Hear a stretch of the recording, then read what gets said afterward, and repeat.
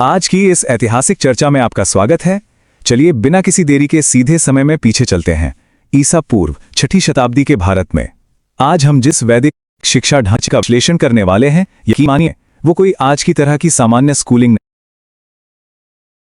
नहीं थी। यह जीवन जीने का एक पूरा का पूरा दर्शन था। तो आइए गहराई से समझते हैं कि उस काल में ज्ञान को आखिर किस तरह देखा और समझा जाता था। आज की हमारी इस चर्चा की रूपरेखा कुछ इस प्रकार रहेगी। सबसे पहले हम देखेंगे वैदिक शिक्षा की नींव, फिर चलेंगे गुरुकुल प्रणाली के अंदर, इसके बाद शिक्षा के मूल उद्देश्य, फिर इस व्यवस्था की ऐतिहासिक कमियां, उत्तर वैदिक काल में आए बदलाव और अंत में आज के आधुनिक समाज के लिए इसकी प्रासंगिकता क्या है। प्रसिद्ध इतिहासकार डॉक्टर अल्तेकर का एक बेहद शानदार विचार है। उनका कहना है कि शिक्षा जीवन के विभिन्न क्षेत्रों में हमारा मार्ग आलोकित करने वाले प्रकाश का स्रोत है। और सच कहूं तो यह एक विचार पूरे प्राचीन शिक्षा दर्शन का मूल आधार है। उस काल में शिक्षा का मतलब सिर्फ किताबी ज्ञान रटना या पढ़ना लिखना सीख लेना बिल्कुल नहीं था। शिक्षा को सच में एक ऐसे प्रकाश के रूप में देखा जाता था जो इंसान के पूरे व्यक्तित्व का विकास करे, उसे जीवन के हर मोड़ पर सही रास्ता दिखाए। तो चलिए शुरू करते हैं खंड 1, वैदिक शिक्षा की नींव, जीवन और ज्ञान को संरचित करना।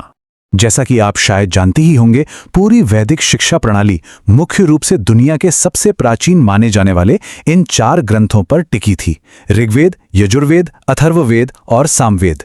सोचकर देखिए, उस युग में आध्यात्मिक ज्ञान से लेकर सांसारिक जीवन तक हर चीज का एकमात्र स्रोत यही ग्रंथ थे। दर्शन हो, विज्ञान हो, गणित हो या फिर जीवन जीने की कला, सब कुछ इन्हीं वेदों की ऋचाओं में समाहित था। यह अपने आप में कितना अद्भुत है ना कि उस दौर में ज्ञान का इतना विशाल भंडार एक साथ संकलित किया गया।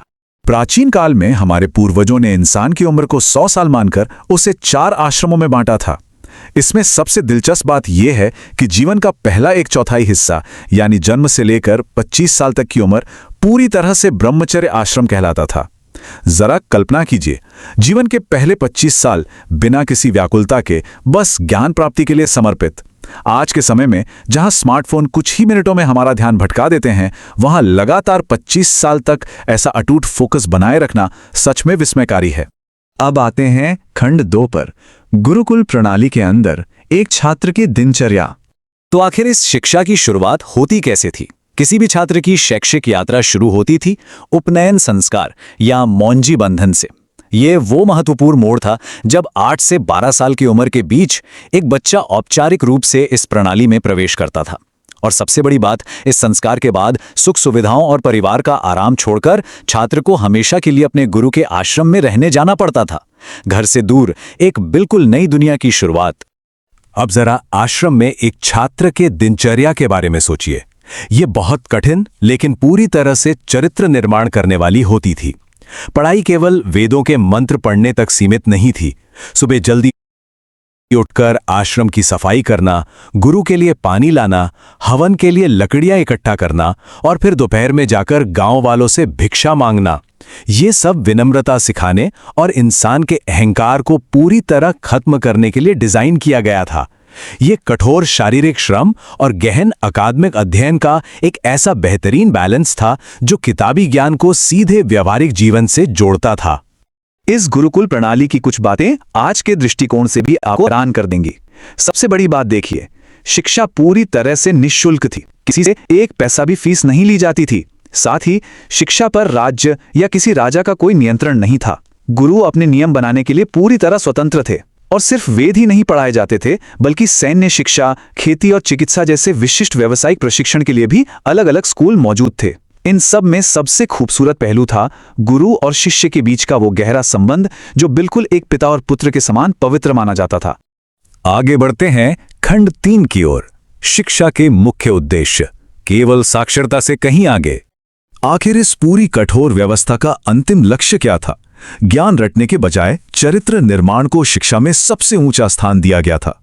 इसके साथ ही एक बहुत गहरी बात सिखाई जाती थी: चित्तवृत्ति निरोध, यानी अपने चंचल मन और अपनी इच्छाओं पर पूरी तरह नियंत्रण करना, ईश्वर की भक्ति, मोक्ष पाना, अपनी संस्कृति को बचाए रखना और सांसारिक कर्तव्यों का सही ढंग से पालन करना ही इस यात्रा के मुख्य उद्देश्य थे। सीधे शब्दों में कहें तो ये इंसान को केवल नौकरी करने के लिए नहीं, बल्कि एक अर्थपूर्ण जीवन जीने के लिए तैयार करता था। अब आते हैं खंड 4 पर, प्राचीन शिक्षा की कमियां, आदर्श का पतन। देखिए, कोई भी ऐतिहासिक प्रणाली एकदम परफेक्ट नहीं होती, और अगर हमें निष्पक्ष विश्लेषण करना है तो खामियों को समझना बहुत जरूरी है। ऐतिहासिक साक्ष्यों से कुछ बहुत ही स्पष्ट व्यवस्थागत कमियां सामने आती हैं। सबसे बड़ी और गहरी खामी यह थी कि समाज के एक बहुत बड़े वर्ग, शूद्रों को शिक्षा प्राप्त करने के अधिकार से पूरी तरह बाहर कर दिया गया। इसके अलावा समय के साथ स्त्रियों की शिक्षा की भी भारी उपेक्षा होने लगी। एक और बड़ा बदलाव ही आया कि धीरे धीरे व्यवहारिक जीवन से ज्यादा धर्म को बहुत अधिक महत्व दिया जाने लगा। हाथ से किए जाने वाले शारीरिक श्रम को नीची नजर से देखा जाने लगा और आम लोगों की क्षेत्रीय भाषाओं को अनदेखा कर दिया गया। चलते हैं खंड 5 पर, उत्तर वैदिक काल, उपनिषदिक परिवर्तन। अगर हम प्रारंभिक और उत्तर वैदिक काल के बीच तुलना करें तो एक बहुत ही स्पष्ट और दुखद अंतर देखने को मिलता है। शुरुआती दौर में महिलाओं को पुरुषों के बिल्कुल समान ही शिक्षा का पूरा अधिकार था।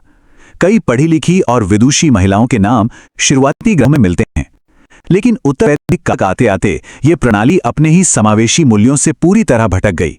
महिलाओं की औपचारिक शिक्षा खत्म कर दी गई और उन्हें सिर्फ घर की चारदीवारी तक सीमित कर दिया गया। ये एक ऐसा पतन था जिसने समाज की आधी आबादी को ज्ञान की रोशनी से दूर कर दिया। और अब अंतिम खंड, आधुनिक समाज के लिए प्रासंगिकता, आज के विद्यालयों के लिए सबक। इतिहास सिर्फ किताबों में पढ़ने के लिए नहीं होता, बल्कि उससे सीखने के लिए होता है।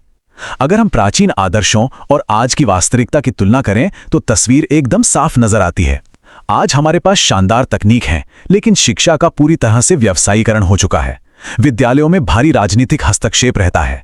प्राचीन काल का वो सादा जीवन और उच्च विचार, पूरी शैक्षिक स्वायत्तता और गुरु शिष्य के बीच का वो पारिवारिक रिश्ता, ये कुछ ऐसी अनमोल चीजें हैं जो आज के इस तेज और भौतिकवादी शिक्षा प्रणाली में कहीं पीछे छूट गई हैं।